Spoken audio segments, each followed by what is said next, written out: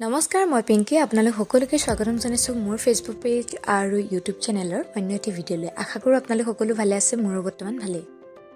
আৰু ভিডিঅ'ৰ ক্লিপত দেখা এই বিনবিধক আপোনালোকে চিনি পাইছে নেকি? কমেণ্ট কৰি জনাবচোন। এই বিনবিধৰ নাম হৈছে তৰোৱাল বিন, ইংলিছত শ্বৰ্ট বিন বুলি কোৱা হয়।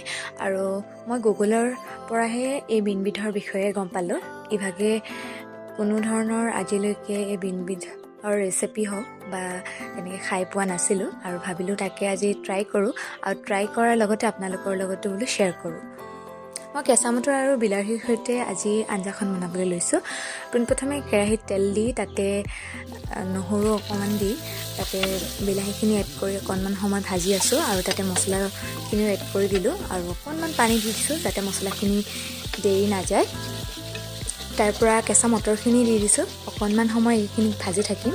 তাৰ পৰা আমি বইল কৰি লৈছোঁ শ্বৰ্ট বিনখিনি অৰ্থাৎ তৰোৱাল বিনখিনি, সেইখিনিও মই এতিয়া ইয়াতে এড কৰি দিলোঁ আৰু এইখিনি অকণমান সময় এনেদৰে আমি ভাজি থাকিব লাগিব। ভাজি থকাৰ পিছত অলপ পানী ইয়াতে এড কৰি দিম যাতে গ্ৰীণ মটৰখিনিও সিজি যায় আৰু আমি ইয়াতে এড কৰা মছলাখিনিও যাতে ভালদৰে ধুনীয়াকৈ খাদ্যখিনিৰ লগত মিলি যায়।